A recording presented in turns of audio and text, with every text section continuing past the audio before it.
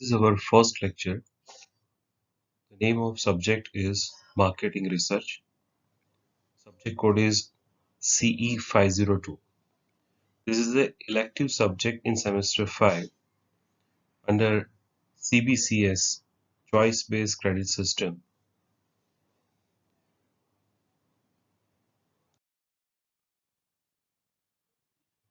We have total 5 units in our subject. The first unit is Market Research. The word research is not totally new for you. आप बहुत बार सुनते हो इस word को. Research का meaning होता है कोई भी फैक्ट्स जो ऑलरेडी है उसे कलेक्ट करना या फिर उसके ऊपर से कोई ना कोई कंक्लूजन पे आना, right? And marketing research. Now marketing word also you know, marketing is basically identifying and satisfying consumers needs and wants, right? तो जो कंज्यूमर है उनके बारे में डेटा कलेक्ट करना, उसकी इंफॉर्मेशन को अरेंज करना, उससे टेबुलेशन में ले जाना, classification, analysis and interpretation is called as marketing research. आपका जो पहला यूनिट है इसका नाम है मार्केटिंग रिसर्च. इसका वेटेज 20% है और as per university syllabus we need 12 lectures for this particular topic. Now what you are going to learn in marketing research? First of all, as you can see on the screen, there would be introduction.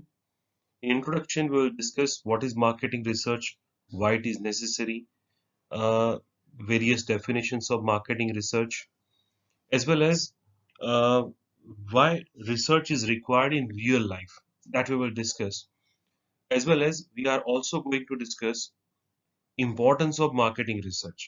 Like आपके mind में question आ सकता है कि marketing research की जरूरत क्या है, क्यों, राइट? हम लोग एक सिंपल एग्जाम्पल से समझते हैं. मान लीजिए आपको कोई नया बिजनेस करना है, आप बहुत सारे पैसे लगाना चाहते हैं. दो तरीके हैं. कुछ लोग ये सोचते हैं कि भाई बिजनेस ओपन करेंगे तो चल जाएगा, राइट? तो बिजनेस ओपन करते हैं और वेट करते हैं कि कस्टमर आए. दूसरा रास्ता ये है कि सबसे पहले हम फाइंड आउट करें कि जो प्रोडक्ट या सर्विसेज हम देने वाले हैं उसके लिए मार्केट में कस्टमर्स है या नहीं है. If there are customers then only we will commence business. So we have to wage. First, commence the business and then find out consumer, and second, find out consumer and then commence business. शायद आप समझ सकते होंगे कि जो दूसरा रास्ता है वो ज्यादा अच्छा है कि पहले आप कंज्यूमर को फाइंड आउट कर लो और बाद में आप बिजनेस शुरू करो, राइट? तो मार्केटिंग रिसर्च बहुत जरूरी है क्योंकि ये आपके बिजनेस के रिस्क को रिड्यूस करता है. कोई प्रोडक्ट मार्केट में चलेगी कि नहीं, कोई सर्विस मार्केट में चलेगी कि नहीं, मार्केटिंग रिसर्च से हमें अच्छी तरह से पता चलता है, राइट? मार्केटिंग रिसर्च आपके बहुत सारे एक्सपेंसेस भी रिड्यूस करता है, ये पोटेंशियल रिस्क को कम करता है, इसलिए बहुत जरूरी है. इसके साथ में हम ये भी पढ़ने वाले हैं कि what are the objectives of marketing research. वैसे तो इंपॉर्टेंस और ऑब्जेक्टिव को हम सेम ही कह सकते हैं, लेकिन ऑब्जेक्टिव का मीनिंग है पर्पस. जैसे मार्केटिंग रिसर्च का एक ऑब्जेक्टिव होता है कि to find out the causes of reduction in sales. कोई कंपनी का सेल्स पिछले 1, 2 या 5 साल में कम हुआ है तो क्यों हुआ है, ये हम फाइंड आउट कर सकते हैं, राइट? कंज्यूमर के ट्रेंड्स बदल रहे हैं तो क्यों बदल रहे हैं, ये हम फाइंड आउट कर सकते हैं. They are all objectives. Market research करने से पहले हम सबसे पहले ऑब्जेक्टिव्स डिसाइड करते हैं कि why market research should be conducted. That is called as objectives of marketing research. इसके साथ में हम ये भी पढ़ेंगे कि मार्केटिंग रिसर्च का स्कोप क्या है. स्कोप का मीनिंग होता है, अगर गुजराती में कहा जाए, गुजराती में कार्य क्षेत्र केवल मीन्स मार्केटिंग रिसर्च कहाँ कहाँ पॉसिबल है. तो बहुत सारी जगह मार्केटिंग रिसर्च पॉसिबल है. जैसे कि मार्केटिंग रिसर्च का एक एरिया है सेल्स रिसर्च. कितना सेल्स हुआ, कब हुआ, कौन से महीने में ज्यादा होता है, सेल्स रिसर्च हुआ. मार्केटिंग रिसर्च इट में भी रिलेटेड टू प्रोडक्ट्स. जैसे कि बहुत सारे प्रोडक्ट्स हैं, कॉस्मेटिक्स हो सकते हैं, फूड आइटम्स हो सकते हैं. तो कौन से प्रोडक्ट्स कंज्यूमर परचेज करेंगे, इसके लिए हम जो रिसर्च करते हैं उसको हम लोग बोलते हैं प्रोडक्ट रिसर्च. इसके साथ में एडवर्टाइजिंग रिसर्च भी होता है कि कौन से एडवर्टाइजमेंट्स इफेक्टिव रहेंगे. So for example if product is related to kids then obviously it must be appeal to the kids, smaller age groups, right? जैसे कि आप देखते हो कि कई बार चॉकलेट्स या आइसक्रीम की एड्स ज्यादातर कार्टून नेटवर्क या फिर जो कार्टून बेस्ड चैनल्स है उसके ऊपर ज्यादा आता है। तो दैट इज एडवर्टाइजिंग रिसर्च, मतलब एडवर्टाइजिंग कहाँ पे इफेक्टिव रहेगा। तो मार्केटिंग रिसर्च का स्कोप बहुत बड़ा है। It may be a product research, it may be a sales research, it may be advertisement research, it may be competition research, मतलब मार्केट में कितने कंपटीटर है, कौन आगे है कौन पीछे है, ये हम फाइंड आउट कर सकते हैं। अभी तक मैंने जो भी बात बताई उसमें मैं दो वर्ड इंटरचेंजेबली बोल रहा हूँ, मतलब कई बार मैं बोल रहा हूँ मार्केट रिसर्च और कई बार मैं बोल रहा हूँ मार्केटिंग रिसर्च। दोनों वर्ड अलग है। Marketing research is an ongoing process, right? And market research is simply studying the market. हम ये लोग इसका डिफरेंस भी पढ़ेंगे। इसके अलावा हम लोग एक और चीज पढ़ने वाले हैं, what are the utilities of marketing research, right? और लास्ट में इस चैप्टर में लोग पढ़ेंगे लिमिटेशंस ऑफ मार्केटिंग रिसर्च, मतलब क्या सभी बिजनेस फर्म्स मार्केटिंग रिसर्च करते हैं? आंसर है नो। आपने देखा होगा कि आपके आसपास में जब भी कोई बिजनेस शुरू होता है या कोई प्रोडक्ट इंट्रोड्यूस होता है तो कई बार लोग मार्केटिंग रिसर्च नहीं करते हैं। I hope you are able to guess क्यों नहीं करते होंगे। एक मिनट के लिए सोचो कि मार्केटिंग रिसर्च क्यों नहीं करते हैं। अगर ये इतना जरूरी है तो उन्हें ये करना चाहिए। But the answer is very simple, marketing research is expensive. कहाँ पे एक्सपेंस होगा? तो हम लोग ये भी समझ लेते हैं कि मार्केटिंग रिसर्च के लिए सबसे पहले हमें चाहिए बहुत सारा डेटा, क्वेश्चनेयर भर के या फिर ऑब्जर्वेशन से डेटा कलेक्ट किया जाता है। इस डेटा के लिए टेबल्स बनाए जाते हैं, चार्ट्स बनाए जाते हैं, जिसके लिए कंप्यूटर्स चाहिए, बहुत सारे एक्सपर्ट्स चाहिए जो इसका एनालिसिस कर सके, इंटरप्रिटेशन कर सके। तो इसके लिए एक्सपर्ट एडवाइस और बहुत सारा नॉलेजेबल स्टाफ रखना पड़ता है, जो कि काफी एक्सपेंसिव प्रोसेस है। कई सारी कंपनियां मार्केट रिसर्च करने के लिए एजेंसीज को कॉन्ट्रैक्ट भी देती है। तो मार्केटिंग रिसर्च एक तरीके से बहुत सारा पैसा मांगता है। It is very expensive and that is why marketing research is not conducted by each and every firm. That becomes major limitation of marketing research. ऐसे बहुत सारे लिमिटेशन है जो हम लोग चैप्टर डिस्कस करेंगे तब बात करेंगे। यूनिट 2 जिसका नाम है मार्केटिंग रिसर्च प्रोसेस। वैसे ये चैप्टर फर्स्ट चैप्टर का एक्सटेंशन ही है। इसका नाम प्रोसेस है, मतलब कि इसके अंदर हम समझेंगे कि मार्केट रिसर्च कैसे होता है, कौन से स्टेप्स में होता है। Market research it's a kind of collection of information, classification of information and it's interpretation and conclusion. बहुत सारे वर्ड्स हैं जिसमें जिसमें आपको पता चलेगा कि रिसर्च कैसे होता है। जैसे कि आप जानते हैं कि किसी भी इंफॉर्मेशन को कलेक्ट करने के लिए सबसे पहले हमें चूज करना है कि किसके पास से इंफॉर्मेशन लेनी है। अगर हम सभी लोगों का स्टडी करते हैं तो उसे हम लोग बोलेंगे पॉपुलेशन स्टडी। स्टैटिस्टिक में आप ये वर्ड पढ़ चुके हो। जैसे कि गांधीनगर में अगर हाउस होल्ड प्रेमाइसिस के अंदर पानी के लिए कौन सा सोर्स यूज होता है, मतलब पोर्टेबल वाटर, पीने के पानी के लिए कौन से सोर्स से वो लोग पानी लेते हैं। अगर सभी घरों का स्टडी किया जाए तो इसे हम कहेंगे पॉपुलेशन स्टडी। लेकिन अगर हर एक सेक्टर में से 10 या 15 घर का स्टडी किया जाए तो उसे हम लोग बोलेंगे sampling. Sampling is choosing a definite number out of the total population. Sampling is first step. Sampling से हमें बहुत सारे पैसे बच सकते हैं और ऐसे यूनिट्स को चूज किया जाता है कि जो पॉपुलेशन को रिप्रेजेंट करे। सैम्पलिंग होने के बाद में हमें क्या पूछना है वो तय करना है, जिसे हम लोग बोलते हैं क्वेश्चनेयर। ज्यादातर क्वेश्चनेयर के अंदर 10 से 15 क्वेश्चन हो सकते हैं। इन क्वेश्चन से डेटा को कलेक्ट किया जाता है। एक बार डेटा कलेक्ट हो जाए तो फिर उसका टेबुलेशन होता है।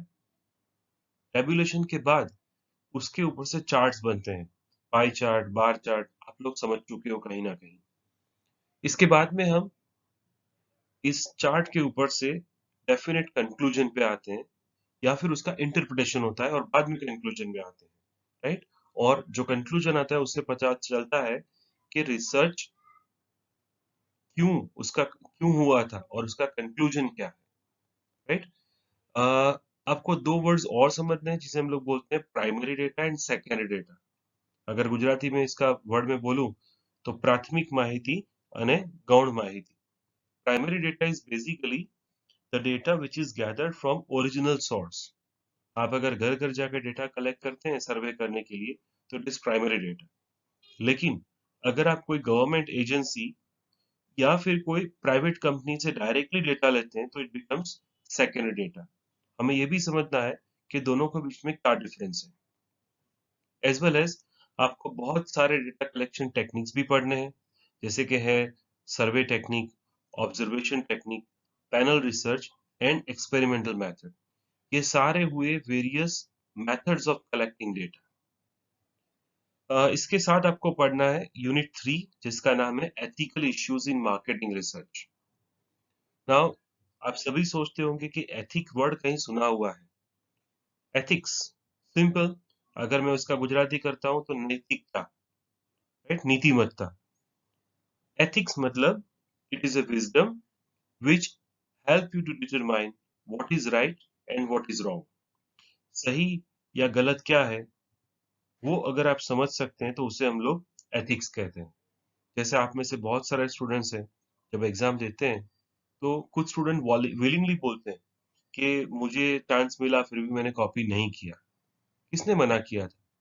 तो अगर आप उन्हें पूछो तो बोलेंगे नहीं, मुझे अंदर से ऐसा लगा कि मुझे नहीं करना चाहिए। That is inner voice. What is that? Ethics. हर एक की जिंदगी में कुछ ना कुछ रूल्स होते हैं, प्रिंसिपल्स होते हैं, जिसे हम लोग बोलते हैं एथिक्स। मार्केटिंग रिसर्च में एथिक्स बहुत जरूरी है। ऐसे कई सारे इंसिडेंट्स हैं जहां पे किसी कंपनी ने डेटा कलेक्ट किया हो और फिर इस डेटा का मिसयूज हुआ हो, राइट।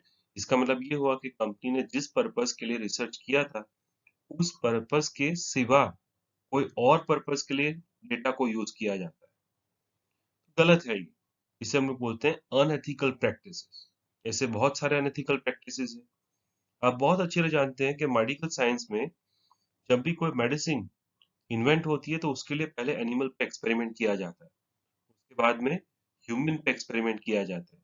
ये भी एक तरह का रिसर्च ही है, पर ये मेडिकल रिसर्च है। लेकिन ये रिसर्च करने से पहले जिसके भी ऊपर एक्सपेरिमेंट हुआ हो उसे बोल दिया जाता है कि ये इसके साइड इफेक्ट्स हैं। अगर आप नहीं बोलते हो तो it is unethical. Marketing research में तीन पार्टीज होते हैं। पहला स्पॉन्सर, मतलब जो रिसर्च करवाता है। दूसरा रिसर्चर, मतलब कि एजेंसी या ऐसी कंपनी के जो रिसर्च करती है, डेटा कलेक्ट करती है। और तीसरे होते हैं रिस्पोंडेंट्स, मतलब मेरे और आपके जैसे लोग जो क्वेश्चनियर में आंसर देते हैं और हमारे डेटा की वजह से कंपनी कोई ना कोई कंक्लूजन पे आती है, राइट। जैसे कोई कंपनी नई प्रोडक्ट मार्केट में ला रही है और उसे देखना है कि कंज्यूमर वो परचेस करेंगे कि नहीं, तो उसके लिए कंपनी कंज्यूमर को प्रोडक्ट के सैंपल देके उनके रिव्यूज लेती है और रिव्यूज लेने के बाद में कंपनी तय करती है कि प्रोडक्ट में क्या चेंजेस जरूरी है। अगर सही है तो प्रोडक्ट को इंट्रोड्यूस किया जाएगा, राइट। तो यहाँ पे इम्पोर्टेंट चीज ये है कि कौन से एथिकल मैटर्स ध्यान में रखने चाहिए। जैसे कंज्यूमर की इंफॉर्मेशन प्राइवेट है, उसे प्राइवेट ही रखनी चाहिए, उसे किसी को डिस्क्लोज नहीं करनी चाहिए।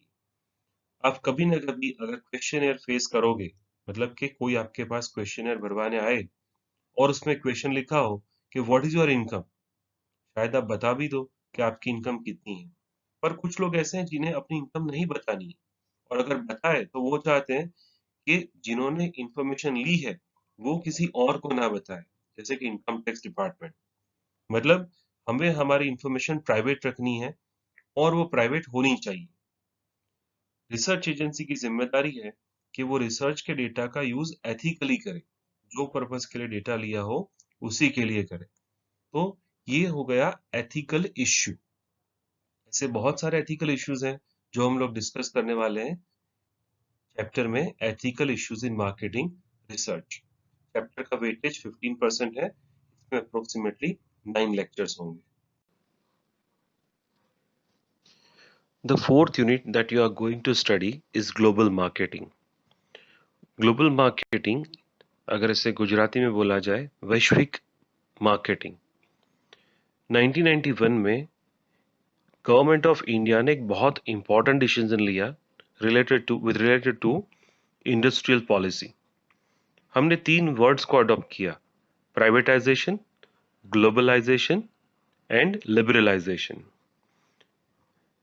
ग्लोबलाइजेशन का मतलब ये होगा कि जो भी कंपनीज इंडिया में है वो वर्ल्ड के किसी भी कंट्री में काम कर सकती है। और लिबरलाइजेशन का मतलब होगा कि हमारे बॉर्डर्स फॉरेन की कंपनीज को बिजनेस के लिए ओपन किए जाएंगे। ग्लोबल मार्केटिंग इसी का एक पार्ट है। भारत की बहुत सारी कंपनीज हैं जो विश्व के कई सारे कंट्रीज में काम कर रही है। कुछ एग्जांपल लेने के लिए रिलायंस इंडस्ट्रीज है, टाटा कंसल्टेंसी सर्विसेज है, टाटा स्टील है, टाटा मोटर्स हैं, एयरटेल जो साउथ अफ्रीका में भी काम कर रहा है। ऐसे बहुत सारे कंपनीज हैं जो भारत की कंपनीज है पर वर्ल्ड लेवल पे काम कर रही है। ग्लोबल मार्केटिंग की जरूरत क्यों पड़ी? तो आप बहुत अच्छी तरह से जानते हो कि डोमेस्टिक मार्केट मतलब भारत का जो मार्केट है वो दूसरे कई फॉरेन के मार्केट से अलग है। कैसे अलग है? तो हम जानते हैं कि हमारी करेंसी दूसरे कंट्री की करेंसी से अलग है। हमारे कंज्यूमर की जो सोशल पैटर्न है वो दूसरे कंट्री से अलग है। हमारा कल्चर अलग है। तो इस सिचुएशन में हमारी मार्केटिंग स्ट्रेटेजी भी दूसरी कंट्री के लिए अलग होना चाहिए। जरूरी नहीं है कि हर एक कंट्री के लिए सेम मार्केटिंग स्ट्रेटेजी हो। मार्केटिंग स्ट्रेटेजी का मतलब है करेंसी अलग होगी, प्रोडक्ट अलग होंगे, प्राइस प्राइस की जगह मैं ये कहूँगा कि प्लेस ऑब्वियसली अलग होगा और प्रमोशनल टेक्निक्स वो भी अलग होंगे। ऐसा हो सकता है कि जिस एडवर्टाइजमेंट से भारत में मतलब इंडिया में कंज्यूमर को अट्रैक्ट किया जा सकता हो वैसे सेम एडवर्टाइजमेंट दूसरे कंट्री में ना चले। प्रमोशन की टेक्निक्स अलग होंगे, राइट। ग्लोबल मार्केटिंग में हम ये सीखेंगे कि डोमेस्टिक कंट्रीज फॉरेन मार्केट्स में काम करते वक्त या मार्केटिंग करते वक्त कौन से चीजें ध्यान में रखेगी। इसके अलावा आपको एक और चैप्टर पढ़ना है, 5th चैप्टर, जिसका नाम है सर्विस मार्केटिंग। वैसे तो हम लोग जब बोलते हैं कि व्हाट इज प्रोडक्ट, तो प्रोडक्ट के अंदर ही हम दोनों चीजें बताएं। प्रोडक्ट में भी फिजिकल ऑब्जेक्ट और इनटेंजिबल मतलब कि जिसे हम देख नहीं सकते हैं, ऐसे सर्विसेज को भी प्रोडक्ट माना जाता है। सर्विसेज के अगर हम एग्जाम्पल बोलना चाहे तो आप बहुत सारे services day by day use कर रहे हैं, डे टू डे लाइफ में उसकी रोज़ ज़रूरत पड़ती है, जैसे कि banking service, insurance service, telecommunication, right. ऐसे बहुत सारे सर्विसेज हैं जो आप रूटीन में यूज़ करते हो। तो सर्विस मार्केटिंग इसकी ज़रूरत क्या पड़ी? शायद आप सोचोगे कि मार्केटिंग तो सही है पर सर्विसेज का भी मार्केटिंग। हाँ, पहले नहीं होता था पर अब ज़रूरत पड़ रही है। आप लोग देखते हो कि बहुत सारे बैंक्स हैं एडवर्टाइजिंग कर रहे हैं, इंश्योरेंस कंपनीज एडवर्टाइजिंग कर रही है, हॉस्पिटल्स उसके अंदर के डॉक्टर्स अपनी स्पेशलाइजेशन सर्विसेज का एडवर्टाइजमेंट कर रहे हैं। एडवर्टाइजमेंट के अलावा ब्रांडिंग भी हो रहा है और बहुत अच्छे से कैंपेन भी चलते हैं, जिसे हम लोग बोलते हैं कि प्रोडक्ट प्राइस प्रेस प्रमोशन, सब कुछ अच्छे से होता है। सर्विसेज में सबसे बड़ी प्रॉब्लम यह है कि सर्विसेज इनटेंजिबल होते हैं। इनटेंजिबल का मतलब हम क्या कर रहे हैं? जिसे हम टच नहीं कर पाते या फिर जिसे हम देख नहीं सकते हैं, राइट। जैसे कि एग्जाम्पल से समझते हैं, जैसे आपने कोई बहुत अच्छी मूवी देखी, आपको मजा आ गया, आपको कोई पूछेगा कि भाई मूवी कैसी लगी, आप बोलोगे एक्सेलेंट, इट वाज बेस्ट, या फिर बोलोगे it's okay, it was good. लेकिन क्या जो मूवी आपने देखी है वो किसी को आप दिखा सकते हो? आंसर है नहीं। अगर इसकी जगह प्रोडक्ट है तो आप किसी से शेयर कर सकते हो, राइट। आपने कोई फूड आइटम लिया, जैसे बिस्किट लिए या फिर कुछ भी खाने की चीज ली, किसी के साथ शेयर कर सकते हो। लेकिन services can not be share because they are intangible. ये इनटेंजिबिलिटी सबसे बड़ी प्रॉब्लम है। किसी भी देखती हुई चीज को डेमोन्स्ट्रेट करना या उसके बारे में बताना इजी है, लेकिन जिसे आप देख नहीं सकते, जिसे आप टच नहीं कर सकते, उसके बारे में कुछ बताना बहुत मुश्किल होता है, राइट? तो marketing of services is difficult, it has certain problems also, and that is why it is challenging. Marketing के सर्विस मार्केटिंग के वैसे 7 पी हैं, जिससे हम लोग बोल सकते हैं। वैसे पहले 4 पी तो आप पढ़ चुके हो, आपको याद ही होंगे, product, price, place and promotion. लेकिन जब हम सर्विस मार्केटिंग बोलते हैं तो उसके अंदर 7 पी है। पहले 4 थे, उसमें और बढ़ाते हैं हम, प्रोडक्ट, प्राइस, प्लेस, प्रमोशन। इसके अलावा इसके अंदर है physical evidence, process and people, right? ये 3 एडिशनल पी भी हम लोग मार्केटिंग ऑफ सर्विसेज में पढ़ने वाले हैं। तो ये पूरा सिलेबस आपका सेमेस्टर 5 का है। टोटल 5 यूनिट है। ओवरऑल यूनिट 3 का वेटेज थोड़ा कम है, पर 60 आवर्स में हम पूरा सिलेबस कंप्लीट करेंगे, राइट?